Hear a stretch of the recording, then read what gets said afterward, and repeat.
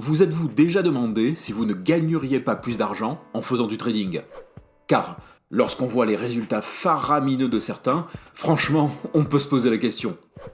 Parce que gagner un SMIC par mois en quelques minutes, sans effort, avec son téléphone, ça fait rêver. Alors, la facilité consisterait à vous dire « tout ça c'est des arnaques, merci, bonsoir ». Sauf que les choses ne sont pas aussi tranchées que ça. Donc, si vous doutez et que vous voulez connaître la vérité sur le trading, cette vidéo est faite pour vous. On va voir quelles sont les différentes formes de trading, ses outils et ses mécanismes, et si ça marche ou pas.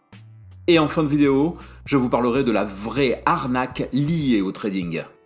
Allez, on y va.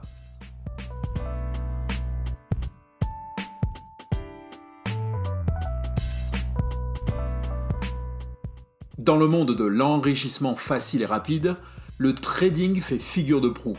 Ce qui amène certains à le classer sans autre forme de procès dans la catégorie arnaque. Mais vous êtes ici sur 1, 2, 3 Richesses, la chaîne qui vous apprend à investir pas à pas et qui vous explique les secrets de la finance. Alors, avec mon ami le Cube, un grand bonjour à toute la communauté. Nous allons dénouer le nœud gordien du trading et de ses multiples variations. Car oui, il n'existe pas une, mais des formes de trading possibles. Déjà, le terme signifie tout simplement commerce. Donc en soi, il s'agit d'achat puis de revente. Mais quand on a dit ça, on n'a rien dit. Oui, parce que dans ce cas-là, lorsque j'investis sur les marchés boursiers, je fais du trading et je suis pas plus avancé. Effectivement. De nos jours, le terme renvoie surtout au trading à court terme, c'est-à-dire à l'achat-vente rapide, en général au plus tard dans la journée, avec l'espoir de faire des profits immédiats. C'est l'image d'Épinal de l'opérateur de marché des années 80. Mais la grande différence avec l'investissement boursier plus classique provient de la source des gains. Le trading est un jeu à somme nulle. Comme le poker. C'est ça. Un jeu est dit à somme nulle dans le cas où les gains proviennent forcément des pertes de quelqu'un d'autre qui lui perd la somme équivalente. Du coup, le poker est un très bon exemple car celui qui gagne récupère les mises des autres joueurs. D'accord. Dans le cas du trading, ça veut dire que j'achète forcément à quelqu'un qui lui a été obligé de vendre à perte. Et lorsque je revends, c'est automatiquement à quelqu'un qui va acheter plus cher que moi. Mais attends, à partir du moment où je fais une plus-value, c'est le même principe. En fait, oui, tu as raison. Mais ça permet de différencier l'état d'esprit du trader. Parce que, dans un jeu à somme nulle, seuls les meilleurs s'en sortent. Dans le même temps, l'investisseur long terme ne cherche lui qu'à capturer une partie des bénéfices réalisés par les entreprises. Et tu remarqueras que ces bénéfices sont d'ailleurs librement cédés par l'entreprise, notamment avec les dividendes. Et cette différence va également avoir un impact sur les différentes formes de trading. Mais avant de voir ça, commencez par vous abonner et activer cloche et notifications pour être prévenu de la parution d'un nouvel épisode. Merci. Bon, déjà, dans l'univers du trading, il faut séparer deux mondes.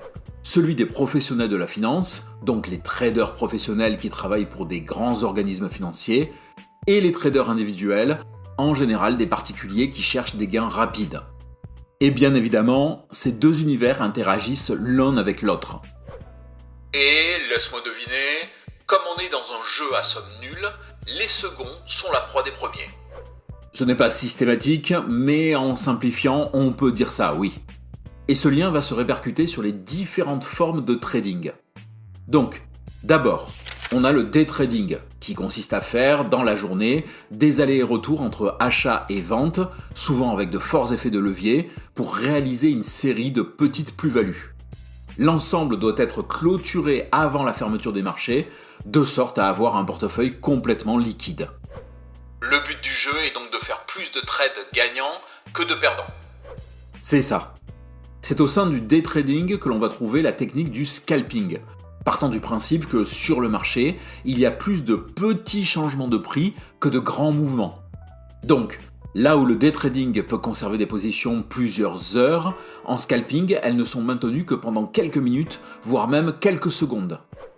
Mais ça va pas poser un problème sur le temps d'analyse ? Tu commences à saisir le maillon faible de la chaîne, le traitement de l'information. En fait, le scalping peut être réalisé de manière automatique par des algorithmes codés, des bots automatisés. Là, on entre dans le domaine du trading algorithmique, avec notamment le trading haute fréquence, dans lequel les ordinateurs prennent des décisions complexes afin d'émettre des ordres, et là on parle de millisecondes, avant que les opérateurs humains ne soient capables de traiter les informations qu'ils observent. Ce qui veut dire que le trader individuel est en concurrence avec des programmes élaborés par des mathématiciens et gérés par des grands fonds de pension ou de puissantes institutions financières. Voilà. Et face à ça, s'est développé le trading social, c'est-à-dire une pratique dans laquelle les investisseurs basent leurs décisions sur les informations générées par les utilisateurs dans les médias web 2.0. Les influenceurs, quoi. Et ici, on va trouver la technique du mirror trading, où l'investisseur suit la stratégie d'un trader source, et le copy trading, où l'on ne fait que copier-coller les instructions d'un trader professionnel. Mais parfois, le copy trading va plus loin, en liant les fonds du trader copieur à celui de l'investisseur copié. Donc, toute action ou mouvement est directement exécuté dans les mêmes proportions sur le compte du trader copieur. Mais les résultats vont alors dépendre de la compétence du trader copié, non ? Effectivement, la compétence a une sacrée importance, mais également la méthode utilisée pour prendre des décisions. Et dans le cas du trading, la méthode reine est l'analyse technique. Qui s'oppose à l'analyse fondamentale, qui, elle, s'intéresse avant tout à l'entreprise et à son activité, afin de voir si, dans son secteur, elle est rentable ou pas. Exact. Les traders, eux, ne s'intéressent pas à l'entreprise et à son business, mais aux titres financiers et aux profits qu'ils peuvent en tirer. L'analyse technique va donc se concentrer sur des cours et des volumes. Ah oui, les trucs ésotériques où le trader voit des figures dans les graphiques comme les devins voyaient des présages dans les viscères des animaux. Alors, attention le cube, là tu fais dans le cliché. Déjà, certains investisseurs tradent sur la base de l'analyse fondamentale. Je crois que c'était même le cas de Xavier Delmas de la chaîne Zone Bourse lorsqu'il était opérateur de marché. Ensuite, et ça on l'oublie souvent, l'analyse technique se base certes sur des graphiques et des figures chartistes, mais recherche également des tendances, analyse des indicateurs techniques et crée des modèles statistiques et économétriques très complexes. Ah oui, du coup on est loin de la méthode simple et rapide vantée ici et là sur les internets. Exactement. En fait, l'objectif de l'analyse technique est de découvrir des événements déclencheurs aboutissant à des signaux d'achat ou de vente. Et pour ça, elle se base sur la psychologie des investisseurs qui, même si elle est sujette à interprétation, représente souvent une régularité remarquable. En gros, face à un même stimuli, les gens ont tendance à réagir de la même façon. Bon, d'accord. Mais du coup, en termes de résultats... En matière de résultats, il faut séparer deux questionnements. Le trading marche-t-il ? Et le trading est-il rentable ? Commençons par voir si ça fonctionne. Je sens qu'on va passer aux choses qui fâchent. Donc avant ça, si la vidéo vous plaît, n'hésitez pas à la liker pour soutenir notre travail et la chaîne. Un grand merci à vous. Déjà, dans l'analyse technique, aucune méthode de base ne permet d'avoir des résultats fonctionnant tout le temps. Tout est affaire d'interprétation.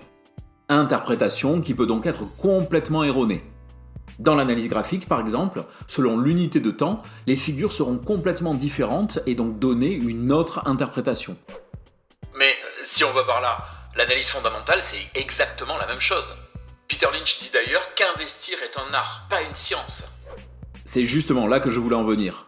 On ne peut pas plus critiquer le trading du point de vue de sa méthode que l'investissement long terme avec l'analyse fondamentale. D'ailleurs, les deux peuvent parfaitement se compléter pour permettre notamment d'obtenir des points d'entrée et de sortie définis à l'avance. Ok, donc à ce niveau-là, les deux se valent. Par contre, en trading, il semblerait que l'expérience et la connaissance n'augmentent absolument pas le potentiel de gain. Une étude de l'AMF montre même qu'une personne perdra globalement moins après 1 an de trading qu'après 4 années. Ah oui, ça c'est plutôt un problème. Mais, car il y a un mais, d'abord, c'est cohérent avec le fonctionnement de l'investissement boursier, où globalement, les résultats ne sont jamais proportionnels au temps passé et aux efforts fournis. Donc, en gros, plus on agit et plus la performance diminue. Exact. Ensuite, l'étude de l'AMF traite des investisseurs particuliers, pas des traders professionnels travaillant pour des institutions financières. Or, ces derniers ne se limitent pas aux figures chartistes. Moyenne mobile, analyse des volumes, oscillateurs et autres indicateurs divers et variés sont autant d'outils que va utiliser le professionnel pour déterminer des tendances. Sans parler du fait qu'il aura accès à plus d'informations que le commun des mortels. Bon, du coup, il faut voir si c'est rentable alors. Déjà, on peut partir d'un simple fait. Dans le classement des hommes les plus riches du monde, il n'y a aucun trader. Alors que par contre, on trouve plusieurs investisseurs long terme. Oui, mais en soi, ça ne prouve rien. Si les traders les plus efficaces travaillent pour de grosses institutions, ce n'est donc pas eux qui deviendront multimilliardaires. L'argument se tient. Après, il y a le problème des frais. À chaque opération, le trader ne doit pas seulement réaliser un trade gagnant, mais il doit en plus battre le marché, net de frais et d'impôts. En soi, c'est possible, mais là où un investisseur long terme n'aura qu'à patienter, un trader doit le faire plusieurs fois par jour. Ah oui, car à la fin de la journée, le trader doit fermer toutes ses positions et rendre le portefeuille entièrement liquide pour récupérer ses gains. Eh oui. En termes de profit, les études réalisées donnent des résultats qui peuvent sembler contre-intuitifs. Déjà, faire du day trading n'est pas plus profitable qu'une autre forme d'investissement. Du coup, ce n'est pas moins profitable non plus alors. C'est là que ça devient moins intuitif, car les études montrent que la quasi-totalité des traders perdent de l'argent ou sous-performent le marché. L'étude de l'AMF a notamment constaté un taux de clients perdants de plus de 89%. Attends, comment peut-on être aussi profitable qu'une autre forme d'investissement, mais avec presque tout le monde qui perd de l'argent ? Tout simplement parce que le trading est un jeu à somme nulle. En fait, la majorité des gains vont être captés par quelques personnes qui vont, elles, réussir à gagner de l'argent. Les autres perdent tout simplement. Et ce phénomène s'accentue avec le copy trading. Parce que même si les transactions copiées sont plus susceptibles que les transactions standards de produire des rendements positifs, le retour sur investissement des copies rentables est inférieur au retour des transactions régulières réussies. Pire, dans le cas de rendement négatif, les pertes sont généralement plus importantes pour les transactions copiées. Oui, donc en gros, le trading peut être rentable, mais seulement parce que à court terme, les gains semblent plus importants, sauf qu'ils sont captés par très peu de personnes. Et en plus, à partir du moment où on commence à perdre, même un petit peu, ça nous dirige quasi immanquablement vers la perte totale ou quasi totale. Mais au final, c'est juste un mécanisme. Donc, est-ce qu'on peut parler vraiment d'arnaque ? Je dois vous avouer une chose. Avant de me plonger pour cette vidéo dans le monde du trading, j'avais déjà une opinion assez tranchée sur le sujet. Mais force est de constater que l'arnaque, si arnaque il y a, n'est absolument pas là où on pense qu'elle est. Tout d'abord, il faut bien séparer les deux mondes. Celui des professionnels de la finance, qui vont jouer sur les moyens mis à disposition, la puissance de calcul et la rapidité, et celui des investisseurs individuels qui n'ont de leur côté aucun, mais alors aucun avantage compétitif. Donc, si on résume, en trading, les gains seront sensiblement les mêmes que pour une autre forme d'investissement, mais seuls peu de personnes réussiront à les capter, avec en tête de liste les professionnels. En soi, le trading n'est donc pas une arnaque. Pour autant, si vous êtes intéressé par le système lui-même, vous pourrez vous en sortir à condition de vous former, ce qui vous demandera autant, voire même plus d'efforts que pour l'investissement boursier plus classique. Et c'est là que le danger rôde. car la majorité des formations se limite à la partie sur les grandes figures de l'analyse graphique, tout en vous faisant miroiter des gains importants, rapides et faciles. Du coup, l'arnaque du trading provient essentiellement des formateurs à la petite semaine qui vous proposent les clés de l'analyse technique en quelques dizaines d'heures. Quand ce n'est pas directement avec des vidéos de moins d'une minute sur TikTok, Snapchat ou même en format short sur YouTube. Donc déjà, faites attention à ça. Viennent ensuite les influenceurs prêts à partager avec vous les services de copy trading. Sauf que vous ne savez pas qui sont les traders que vous allez copier, ni quelles sont leurs réelles compétences. Et malheureusement, vous risquez de le découvrir au moment où vous aurez perdu tout votre argent. À vous de voir. Mais si vous n'êtes pas convaincu par tout ça, je vous propose d'aller voir cette vidéo sur une technique de trading peu orthodoxe, permettant pourtant de déterminer la tendance des marchés ou les mouvements d'actifs financiers précis. Qui l'eût cru ? Merci d'avoir suivi ce contenu jusqu'à sa conclusion. N'hésitez pas à donner votre avis dans les commentaires. N'hésitez pas non plus à liker et partager cette vidéo pour aider à sa diffusion, parce que c'est le truc qui aide le plus la chaîne. Merci à tous ceux qui le font déjà. Pour soutenir notre travail et la chaîne, n'oubliez pas de vous abonner. Et comme vous abonner ne sert à rien si vous ne regardez pas les vidéos, activez bien les notifications pour être prévenu dès la parution d'un nouvel épisode. Et on se dit à bientôt dans une nouvelle vidéo ? On dit ça ? Allez, on dit ça.